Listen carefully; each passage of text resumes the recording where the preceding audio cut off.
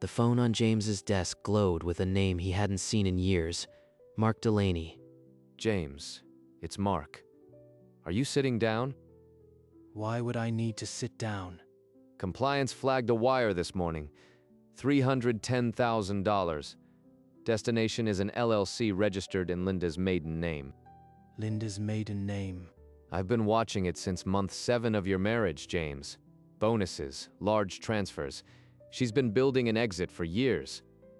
He's telling the truth. The distance, the late nights. It all clicks. I'm risking my job calling you. But I couldn't let you be blindsided. The call ended. James stayed on the sofa, the phone still in his hand, the air heavier than it had been 5 minutes ago.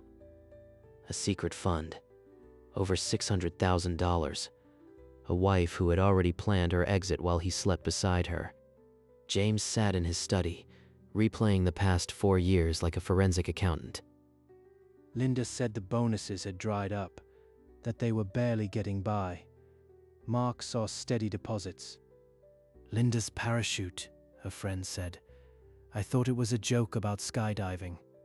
The account had been opened in year 7, every commission, every bonus, siphoned quietly. I was invisible. I lay next to her while she built a life without me. I need proof. I need to see every transfer, every document before I act. Mark, it's James. I need to see the paperwork. Can we meet tomorrow morning? Mark agreed without hesitation. They set the meeting for 9 the next morning. She insisted on the prenup. What else did she hide in plain sight?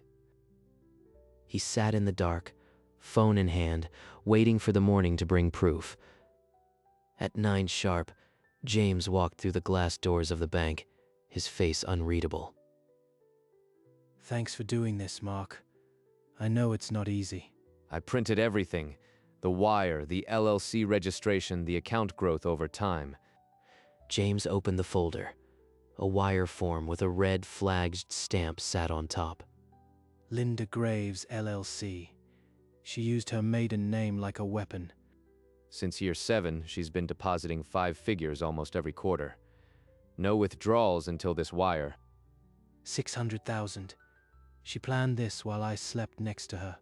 What are you going to do? I'm not sure yet, but I remember the attorney who drafted our prenup. I'll start there. James left the bank with a manila folder full of evidence.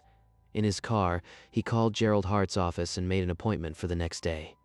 That evening, James came home to find Linda in the living room, her laptop open, a half-empty wine glass beside her. You're home late? Something on your mind? She asks like it's a weather update. She doesn't see the folder burning a hole in my briefcase. He told her traffic was terrible. Then he went to his study and locked the door. Tomorrow I'll know if the prenup is a weapon or a waste of paper. He barely slept. At dawn, he left the house with the evidence folder. She hired Gerald, said he would protect her interests. The irony is almost physical. The highway blurred past. His grip on the wheel tightened, the folder on the passenger seat the only solid thing. Don't show your hand. Let the papers talk. He stepped into the reception area of Gerald Hart's office. The nameplate read Gerald Hart, Esquire. Gerald Hart rose from behind his desk, shook James's hand, and gestured toward the leather chair. Gerald, I need you to reread our prenup. Linda's been hiding money.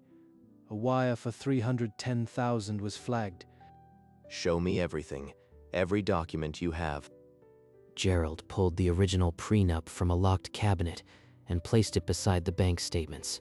Clause 14. All separate account assets accumulated during marriage shall be divided equally. That's the clause she insisted on, James. She wanted that clause to protect her from my assets. She never dreamed it would boomerang.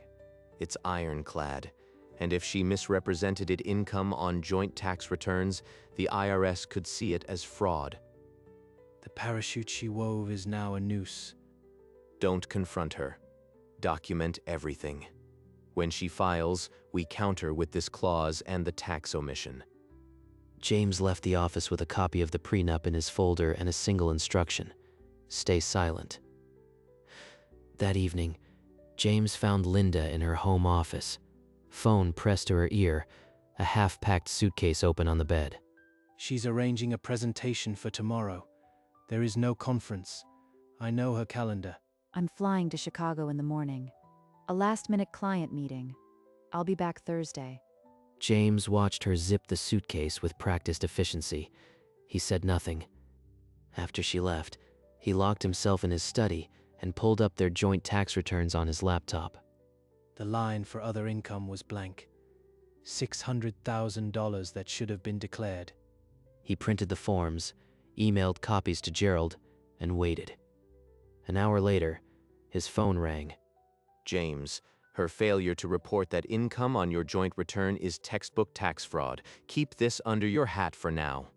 She could face penalties, interest, even prosecution. This isn't just divorce court anymore. James slid the printout into his evidence folder, drove to a coffee shop, and sat by the window. He'd wait for her next move. Linda's silver sedan pulled into the driveway Thursday evening. She stepped out with a single bag and a harder face.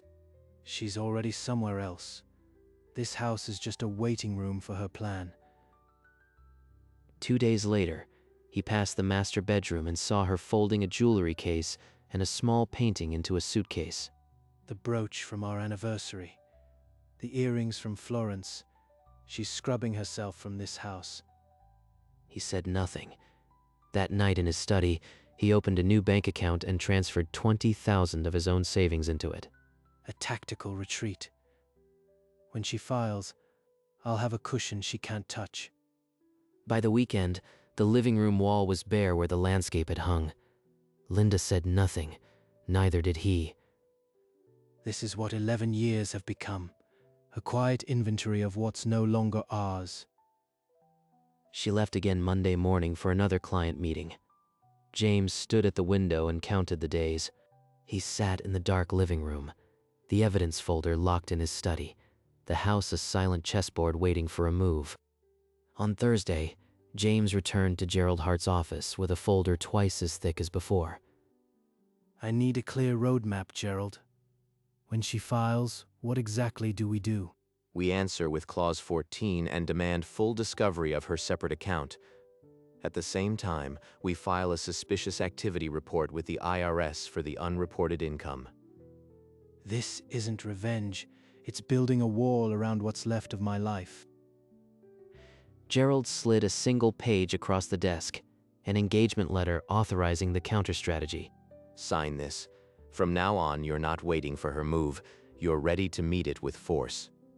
James uncapped the pen and signed. His hand was steady, but something tight settled in his chest. One more thing, James. When she realizes what the prenup means, she will fight dirty. Brace yourself. He left the office with a copy of the letter in his pocket and a hollow, unfamiliar clarity. When James came home, Linda was at the kitchen table, head in her hands, a manila folder open beside her. She looked up, eyes dry. I filed for divorce. No fault. This marriage has been dead for years. She didn't even blink. It was like delivering a quarterly report. He sat down opposite her and stared at the folder, not opening it. You're not going to say anything? You've already decided. What do you need me to say? Linda held his gaze for a long moment, then stood and walked out, her heels clicking down the hall. James waited until the front door clicked shut. Then he pulled out his phone and typed a short text. The message read, "She filed. Call me." She thinks she's walking away with everything. She doesn't know she's already caught. Gerald filed the response within 72 hours. The discovery demand landed on Linda's attorney's desk like a grenade. An emergency meeting was called. In the mediator's office, Linda sat stiffly, her lawyer beside her, James and Gerald across the table. Gerald opened the prenup. Clause 14, equal division of all separate account assets accumulated during marriage, a clause Mrs. Shaw personally insisted on. Her lawyer argued the clause was meant to protect her, not penalize her. The mediator asked for the exact language. The language is reciprocal, counselor. It protects both, and we have proof of an account in her name exceeding $600,000. Linda's hand froze on the table. She whispered sharply to her lawyer. The mediator called for composure.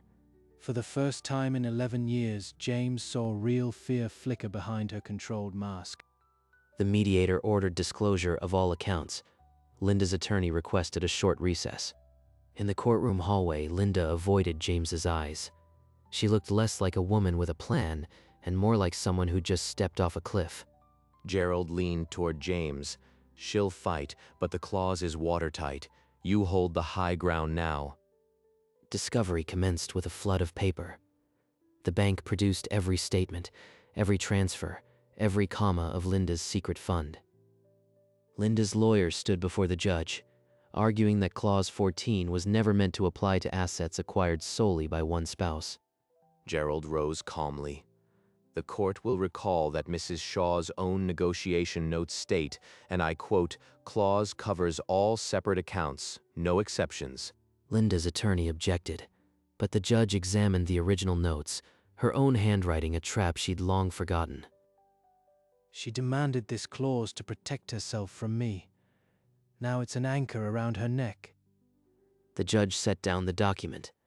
This court orders a full accounting of all separate account assets. No further objections will be entertained. Linda's shoulders dropped. The cool composure she'd worn for years finally cracked, revealing something raw underneath. Gerald turned to James. Now the court knows what we know. There's no more hiding. The tax returns she lied on, the LLC she buried in her maiden name, it's all coming into the light. The order was entered. Linda's secret was no longer hers, and the games were over. After the court recessed, Linda followed James into the marble hallway, her heels sharp against the stone. You planned this. You knew about the account and you waited to humiliate me in front of a judge. He stopped but didn't face her. I never lied on our taxes. I never hid money to leave you. When court resumed, Gerald stood and introduced the joint tax returns into the record. Your Honor, the 2023 return omits over $600,000 in income. We believe this constitutes willful fraud. The judge's expression hardened. Linda's lawyer immediately asked for a sidebar. Fraud. The word landed like a physical blow. This wasn't a bad settlement. This was criminal. The sidebar lasted 6 minutes. When it broke, the judge denied any motion to delay and set a hearing on prenup enforcement. The tax issue flagged for possible referral. Linda's composed mask finally disintegrated. She looked across the room at James, her eyes wild with a fear she'd never shown before. For the first time, it was clear. Linda wasn't just losing money, she was fighting to stay out of a federal investigation. The prenup hearing convened 2 weeks later. James took the stand, his posture calm but resolute. Mr. Shaw, prior to a month ago, were you aware of any separate account held by Linda Graves Shaw? I had no knowledge of it. I learned about the account from a bank manager who called me. The courtroom listened. The secret that had been between Mark and me now filled the air. The language is reciprocal. She demanded equal division of all separate accounts. The court cannot ignore her own handwriting. Linda's lawyer objected, but the judge overruled, citing the plain language in Linda's own notes. Linda avoided his gaze. The composed woman who filed for divorce was gone. A cornered gambler remained. The judge signaled enforcement was almost certain. He urged immediate negotiation. The fight drained from Linda's face. The trap was about to close. James felt only exhaustion, the cost of what she'd done. Gerald leaned in. She'll settle, or the court will order it. Half that money is yours. A week later, formal mediation convened in a gray-walled conference room. Linda and her attorney sat across from James and Gerald. Linda slid a ledger forward. 600,000, my bonuses, my sweat. I'm not giving James a dime. Gerald didn't move. The contract you signed is reciprocal. Equal division. No exceptions. The mediator, A calm presence intervened. Mrs. Shaw, if this goes to the judge, the tax exposure won't vanish. You could lose more. Linda's eyes flashed. That's extortion. You can't use my mistakes to take my money. James spoke, his voice flat. No one is taking anything. You hid assets, lied on tax returns. I'm just enforcing the agreement you authored. Linda's face twisted. She stood, pulling her bag from the chair. We're done. She exited without a glance. The mediator declared an impasse and set the case for final determination by the judge, including the tax referral. Gerald gathered his papers. She'll answer to the judge now. The prenup will bind her. The IRS notice is imminent. That night, James sat in a diner, a cold coffee before him, feeling nothing but the weight of an ending he never wanted, but had to deliver. The morning of the ruling, the courtroom was packed with gray suits and stale air. James sat still, Gerald on his right. The judge read from a prepared order. The court finds the prenuptial agreement valid. Clause 14 is unambiguous and enforceable. Linda's face lost all color. Her mouth opened slightly, then closed like a trap that had snapped the wrong leg. Gerald whispered without looking at him. She insisted on that language. The judge just handed it back to her. The separate account in question shall be equally divided. Furthermore, the clerk shall forward a certified copy to the Internal Revenue Service. The gavel struck. The sound was small and final, like a door closing on 11 years.